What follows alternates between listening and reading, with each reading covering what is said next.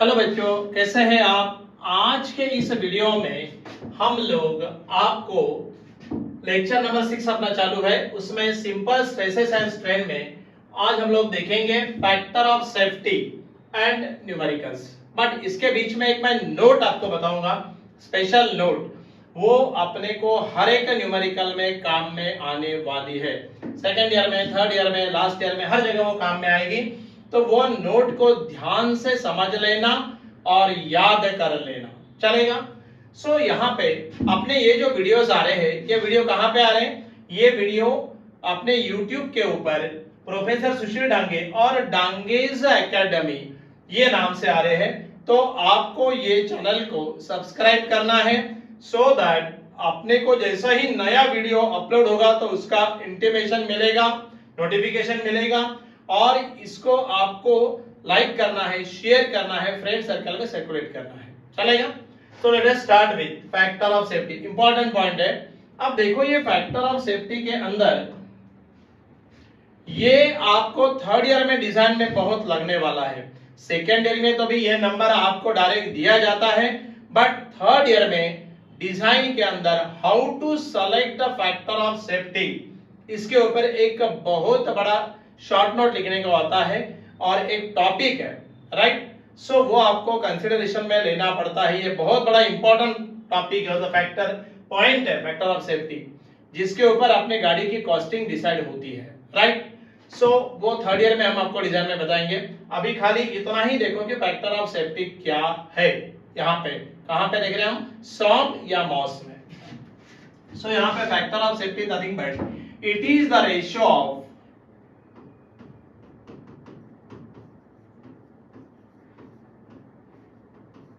it is the ratio of maximum stress.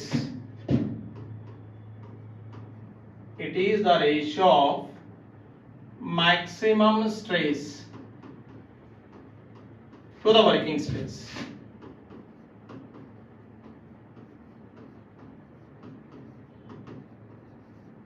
To the working stress.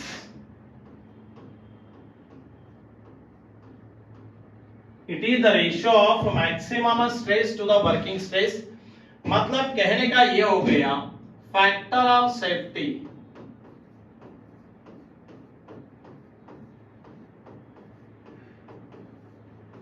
is equal to maximum stress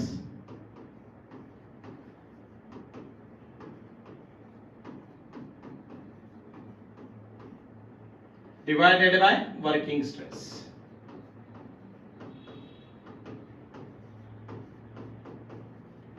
ये general में formula आपको याद रखना है, इंपॉर्टेंट फार्मूला है। इसको FOS या FS नाम से भी जाना जाता है। ये इंपॉर्टेंट फार्मूला है, ये आपको याद करना है, correct. Factor of safety is nothing but it is the ratio of maximum stress to the working stress. और ये जो वर्किंग स्ट्रेस है ना, working stress is also called as, ये जो आपका वर्किंग स्ट्रेस है, it is also called as allowable stress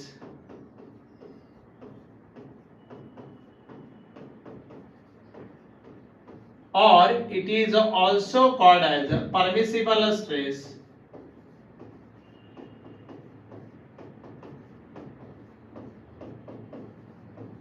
और it is also called as a design stress.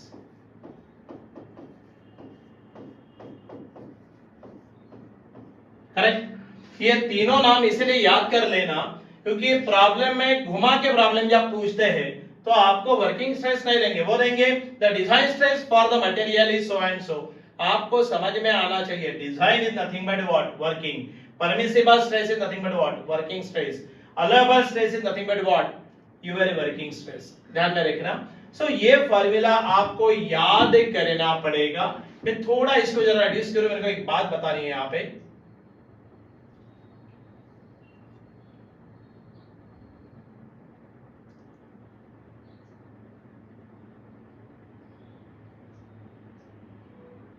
ठीक, अब देखो फॉर डक्टाइल मटेरियल, राइट, ये वर्किंग स्ट्रेस के मैंने अलग अलग नाम लिखे हैं। फॉर डक्टाइल मटेरियल, क्या बोल रहे हैं, फॉर डक्टाइल मटेरियल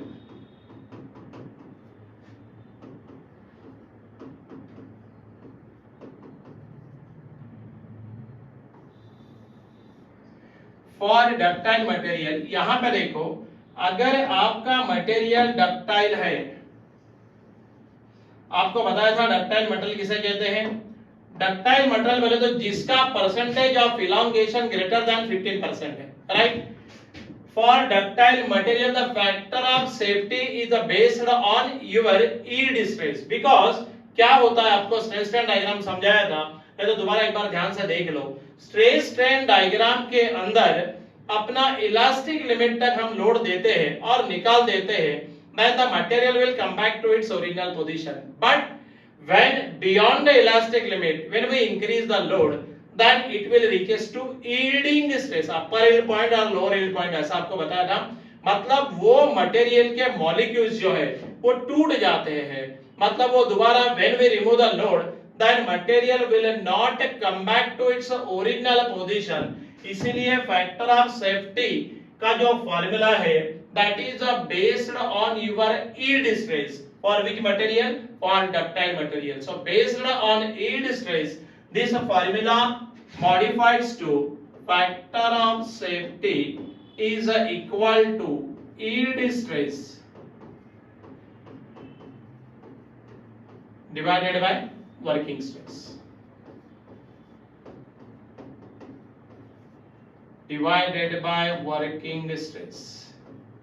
ध्यान में रखना,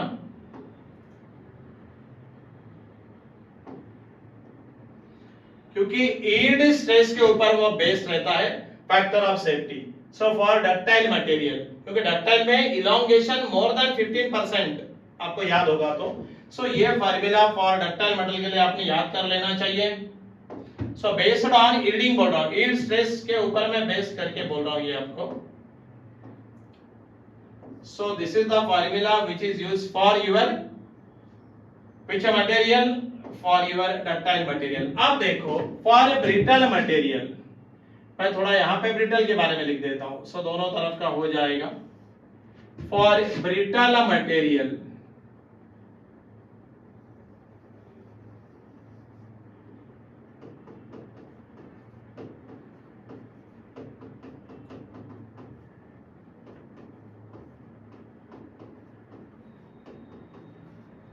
अब ये जो आपका ब्रिटल मटेरियल है, ये ब्रिटल मटेरियल के अंदर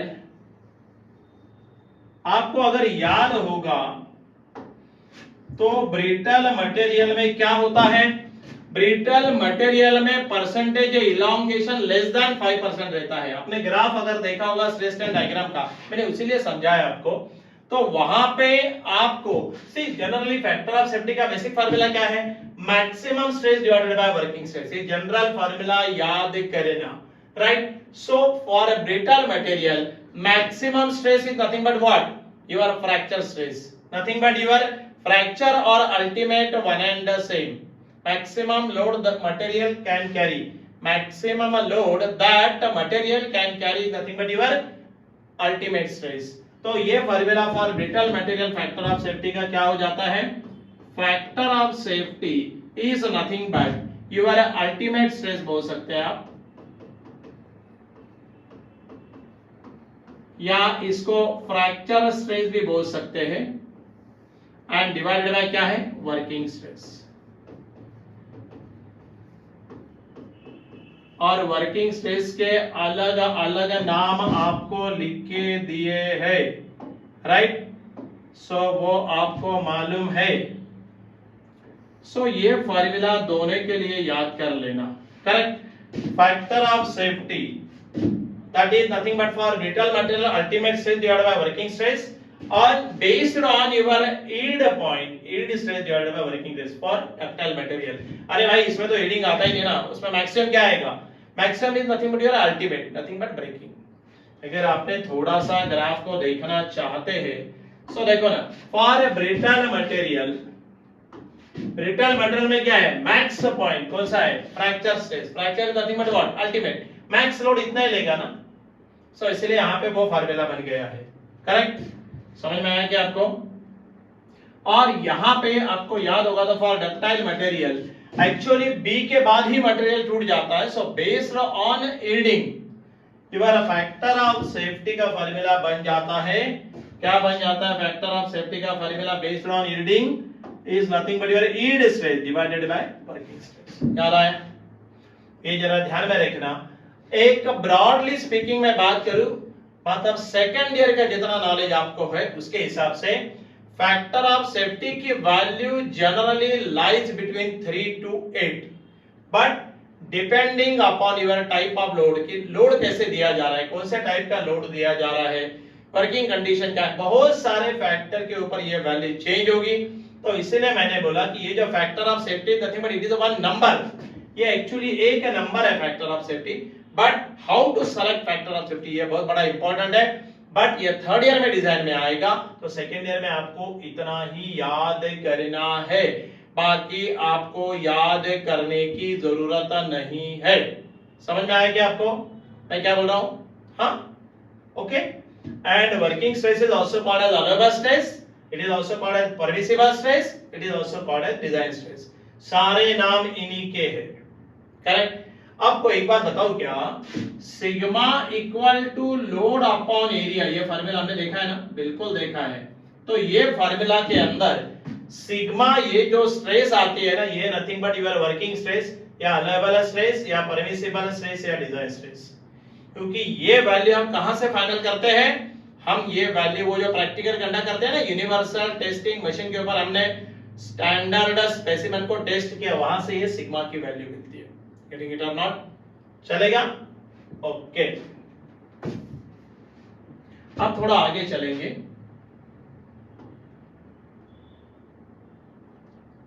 अब उससे पहले एक मैं बात बता दूं,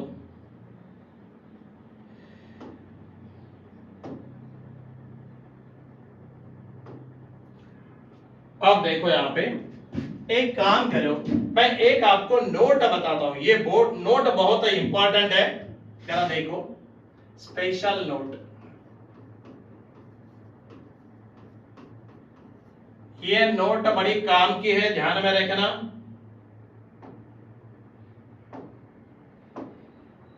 स्पेशल नोट है ये,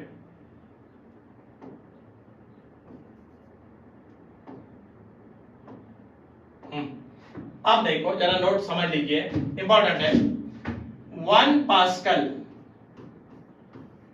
क्योंकि आपको बहुत बार पेपर में स्ट्रेसेस को mega pascal, giga pascal, kilo pascal दिया जाता और कन्वर्जन नहीं आता, इसलिए हम लोग लटक जाते, राइट। सो यहां पे देखो 1 pascal is nothing but 1 newton per metre square, ध्यान में रखना, 1 pascal is equal to 1 newton per metre square.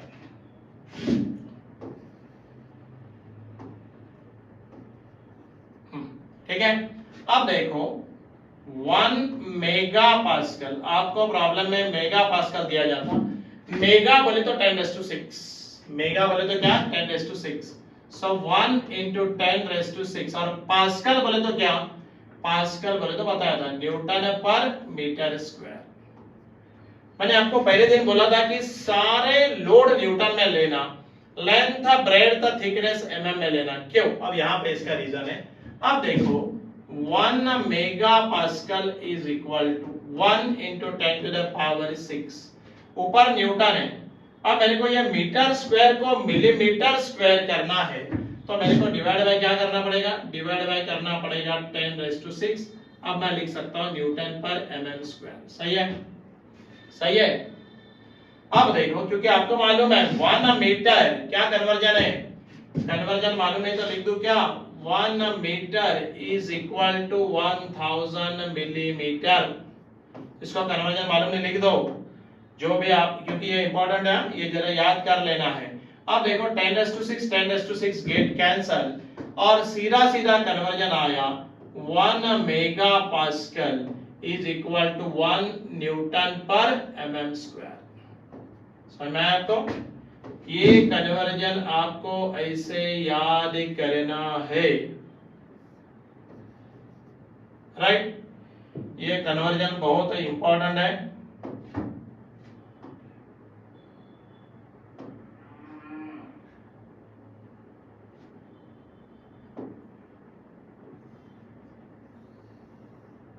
ये कन्वर्जन याद कर लेना। That is nothing but 1 mega pascal. 1 mega pascal is equal to 1 newton per MM square. मैं थोड़ा आगे जाके बताता हूं आपको अभी।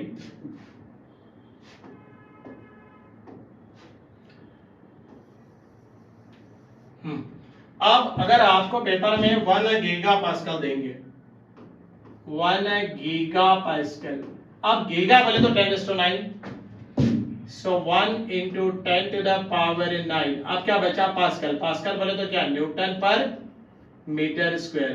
बट आपको मालूम है मीटर स्क्वायर को मिलीमीटर स्क्वायर करना है तो divide by 10⁶। So 1 giga pascal is equal to 1 into 10⁹9 divided by 10⁶।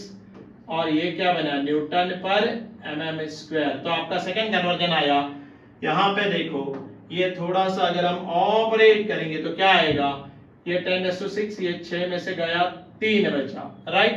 सो आपका कन्वर्जन आया 1 giga pascal is equal to 1 into 10⁻³ newton per mm square.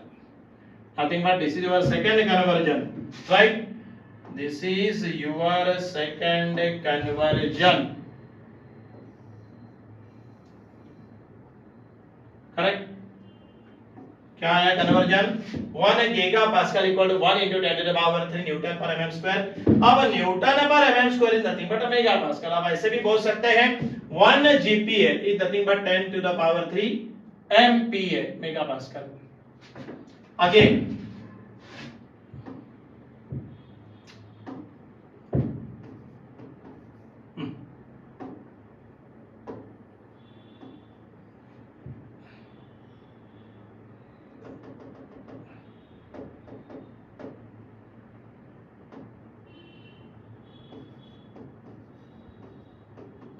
अब देखो यहां पे एक बात और समझ लेना, यहां पे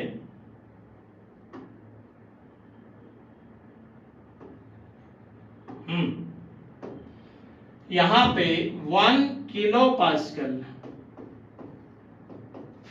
आपको एक तो गीगा पास्कल देंगे, नहीं तो मेगा पास्कल देंगे, नहीं तो किलो पास्कल देंगे। 1 किलो, किलो बोले तो 10⁻³ किलो बोले तो 10⁻³, पास्कल बोले तो क्या न्यूटन पर मीटर स्क्वायर, सही है। अब देखो 1 kilo pascal is equal to 1 into 10⁻³। But यहाँ पे ऊपर तो न्यूटन ठीक है, मेरे को मीटर स्क्वायर को मिलीमीटर स्क्वायर करना है तो डिवाइड बाय 10⁶ करना पड़ेगा। अब ये आया mm स्क्वायर, समझ में आ रहा है। अब देखो बात ऐसी हो गई यहाँ पे, अब यहाँ पे जो काटा काटी होने वाली है, ये 10⁻³ ये 6 में से गया तो यहाँ बचा 3। क्या बचा 3, और ये 3 ऊपर गया तो क्या होगा -3। सो नथिंग बट -3 होगा। 1 kilo pascal is equal to 1 into 10⁻³ newton per mm square. ये आपका तीसरा कन्वर्जन, ये आपका तीसरा कन्वर्जन है।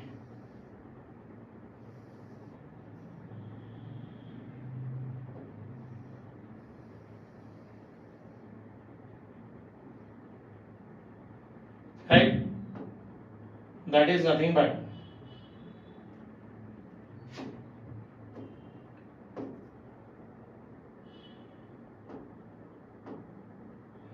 यहाँ पे थोड़ा रिड्यूस कर दो, 1 मिनट, इसको मेरे को ब्रैकेट देना है।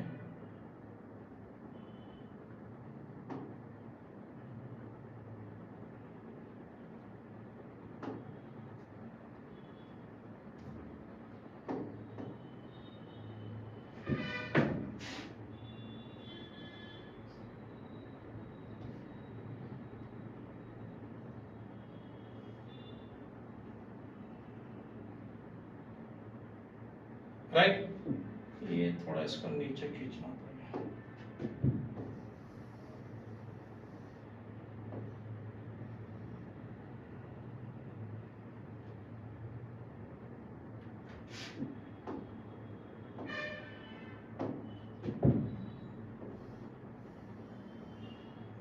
यस। अब देखो ये तीन फार्मूला आपको याद करना है। 1 mega pascal equal to 1 newton per MM square, 1 giga pascal is equal to 1 into 10 to the power 3 newton per MM square, 1 kilo pascal is equal to 1 into 10 to the power -3 newton per MM square. तीनों formula याद कर लेना, so that अपने को problem जब हम solve करेंगे तो आपको ये सब लगेगा। मैंने पूरा समझा भी दिया है कि यहाँ पे इसको रट्टा मारने की जरूरत नहीं है, रट्टा मत मारो, समझ के दिया है, आप खाली समझ के याद कर लेना, चलेगा। सो इन द नेक्स्ट लेक्चर हम लोग इसके न्यूमेरिकल्स को जाएंगे। अभी देखो यहाँ पे आज का जो लेक्चर था उसमें हमने क्या देखा, फैक्टर ऑफ सेफ्टी देखा। न्यूमेरिकल नहीं हो पाया, लेक्चर लेंदी हो जाएगा, न्यूमेरिकल में नेक्स्ट वीडियो में लेता हूं, चलेगा। So be present in the next video, चलेगा। अब देखो यहाँ पे ये जो वीडियो आ रही है वो डांगेज एकेडमी या प्रोफेसर सुशील डांगे ये चैनल पे आ रहे यूट्यूब के, तो इसको आपको सब्सक्राइब करना है सो दैट आपको इसका इंटीमेशन या नोटिफिकेशन मिलता रहेगा, चलेगा। Okay, so thank you for giving cooperation and again meet in the next video for the next point for numericals.